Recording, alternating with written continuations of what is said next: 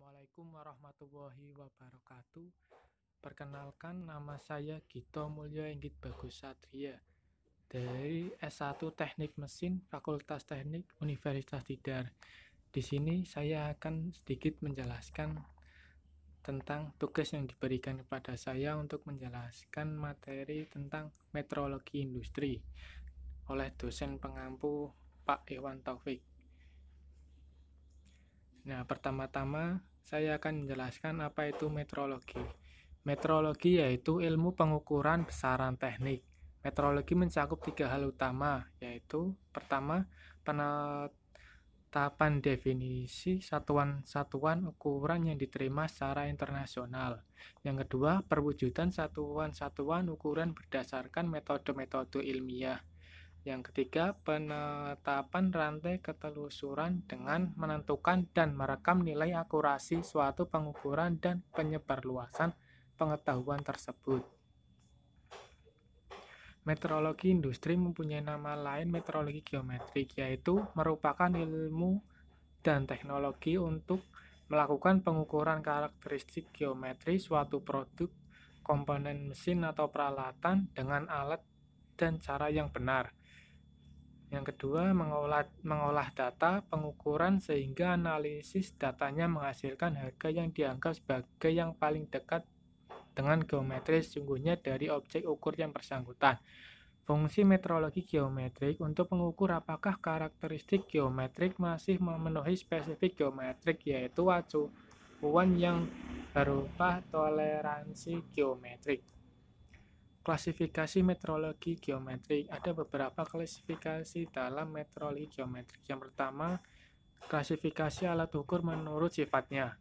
Alat ukur langsung mempunyai skala ukur yang telah dikalibrasi dan hasil pengukurannya dapat langsung dibaca pada skala tersebut. Alat ukur pembanding mempunyai skala ukur yang telah dikalibrasi karena daerah skala ukurnya terbatas. Maka alat ini hanya digunakan sebagai pembacaan besarnya perselisih suatu dimensi terhadap ukuran standar. Alat ukur standar digunakan sebagai standar atau acuan dalam proses pengukuran tak langsung, digunakan bersama-sama dengan alat ukur pembanding untuk menentukan dimensi suatu objek ukur. Alat ukur batas atau kaliber untuk menunjukkan apakah suatu dimensi terletak di dalam atau di luar daerah toleransi ukuran. Alat ukur bantu untuk membantu pelaksanaan pengukuran terutama dalam proses pengukuran tak langsung. Klasifikasi proses pengukuran berdasarkan alat ukur yang digunakan. Pengukuran langsung. Hasil pengukuran dapat langsung dibaca pada skala alat ukur yang digunakan. Pengukuran tak langsung. Pengukuran yang menggunakan alat ukur dari jenis pembanding, standar, dan pembantu. Perbedaan harga yang ditunjukkan skala alat ukur perbandingan dan ukur standar digunakan untuk menentukan dimensi dari objek ukur. Pengukuran dengan kaliber batas. Pengukuran yang digunakan hanya menunjukkan apakah dimensi yang diukur terletak di dalam atau di luar daerah toleransi ukuran yang ditentukan. Cara ini untuk mempercepat pemeriksaan produk dan alat ukur yang digunakan dari jenis kaliber. Perbandingan dengan bentuk standar, membandingkan bentuk produk terhadap bentuk standar, misalnya dilakukan pada layar. Pengukuran geometri logis, pengukuran dengan alat ukur dan koordinat. Proses pengukuran geometri dapat dilakukan secara langsung, tak langsung, pemeriksaan dengan kaliber batas atau perbandingan dengan batas acuan. Berdasarkan ilustrasi ini dapat disimpulkan bahwa teknologi pengukuran geometrik harus dirancang atau dipilih sesuai dengan masalah yang dihadapi, supaya efektif dan efisien. Efektif bermakna menghasilkan data pengukuran atau pemeriksaan yang dapat diyakini kebenaran dan keterulangannya. Efisien berarti dapat dilakukan dengan usaha yang benar dan dapat dipertanggungjawabkan cara pelaksanaannya. Faktor yang dipengaruhi dalam suatu proses pengukuran. Alat ukur yang berfungsi baik dengan kecermatan yang memadai disesuaikan dengan permintaan. Yang kedua, pelaksanaan pengukuran yang sesama dengan produk tertentu untuk menghindarkan terjadinya kesalahan pengukuran. Pengukurannya tak hanya dilakukan setelah produk selesai dibuat, tapi juga dilaksanakan sewaktu produk sedang dibuat. Kecermatan alat ukur. Kecermatan alat ukur dipilih berdasarkan besar kecilnya daerah toleransi objek ukur. Ya, dapat dilihat di gambar contohnya. Selanjutnya, klasifikasi alat ukur berdasarkan prinsip kerjanya. Mekanik, elektronik, optik, hidrolik, pneumatik, atau aerodinamik. Nah, ini contoh-contohnya, contoh alat ukur dengan prinsip mekanik dapat dilihat di gambar.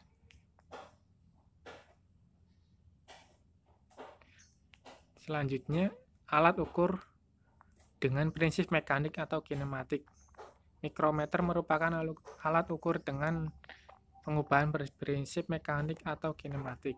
Ya, dapat dilihat di gambar. Selanjutnya, alat ukur dengan prinsip optik. Dapat dilihat di gambar. Selanjutnya, contoh alat ukur dengan prinsip optik. Ya, tidak perlu dijelaskan di sini. Selanjutnya, contoh alat ukur dengan prinsip optik.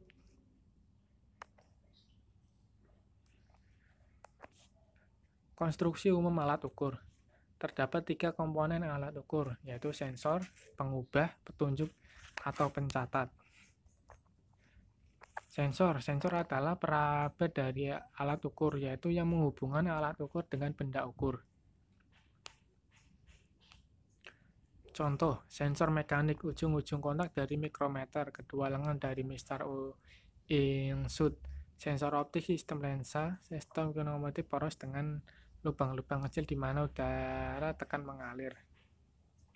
Pengubah adalah bagian terpenting alat ukur, di mana isyarat dari sensor diteruskan, diubah atau diolah yang kemudian diteruskan ke bagian lain dari alat ukur. Tugas utama pengubah adalah untuk membesar dan memperjelas perbedaannya yang kecil dari geometri suatu objek ukur. Selanjutnya, petunjuk atau pencatat. Petunjuk atau pencatat adalah bagian dari alat ukur di mana harga hasil suatu pengukuran ditunjukkan atau dicatat. Sifat umum alat ukur. Ada banyak sifat alat ukur. Yang pertama, rantai kalibrasi, mampu usut keterlacakan. Yang kedua, kepekaan. Ketiga, keterbacaan. Keempat, histeris. Kelima, pergeseran.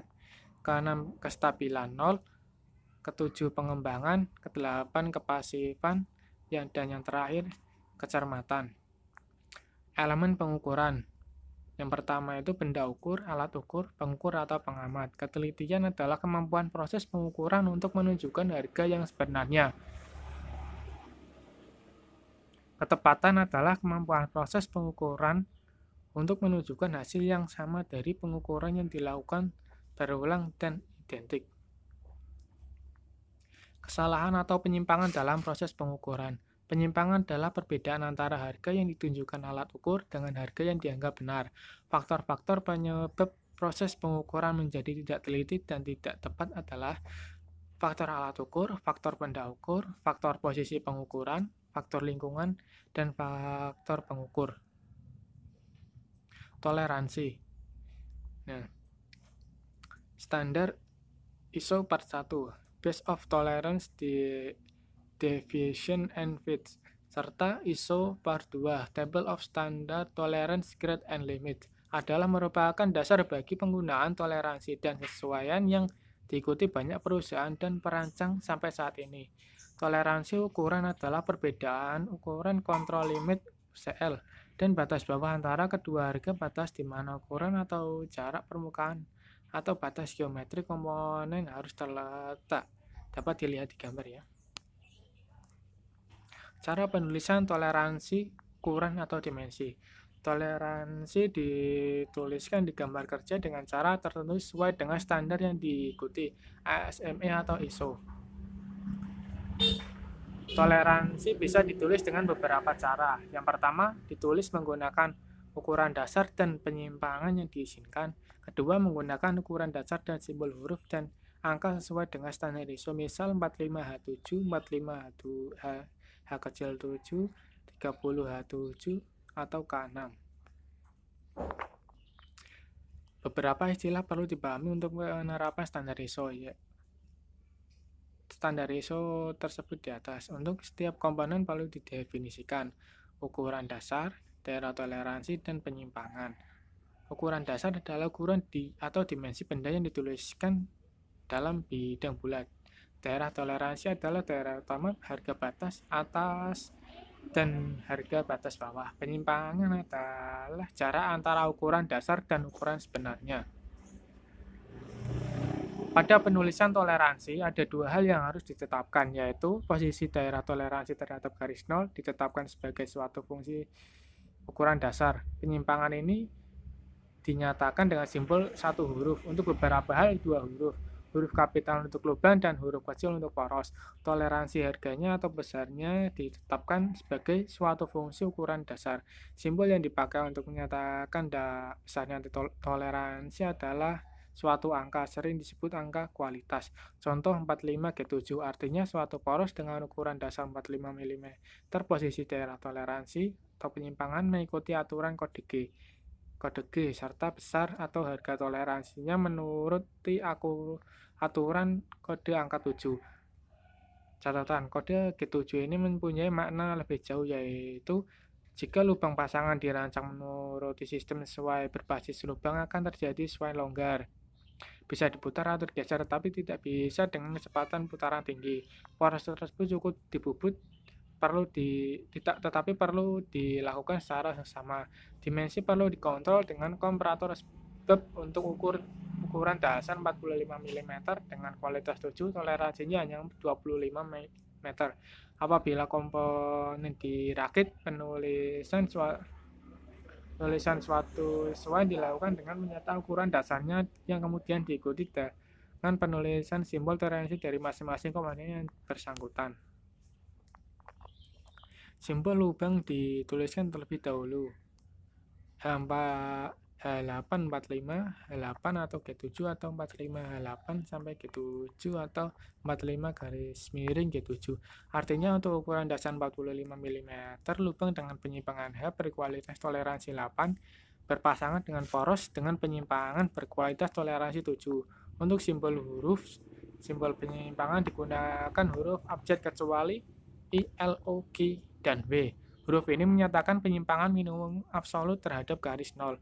Huruf A sampai H menunjukkan minimum material condition. Huruf JS menunjukkan toleransi yang pada prinsipnya adalah simetris terhadap garis nol. Huruf K sampai Z menunjukkan maksimum material condition. Dan toleransi standar. Toleransi standar untuk diameter nominal sampai dengan 500 mm. Dalam sistem ISO telah ditetapkan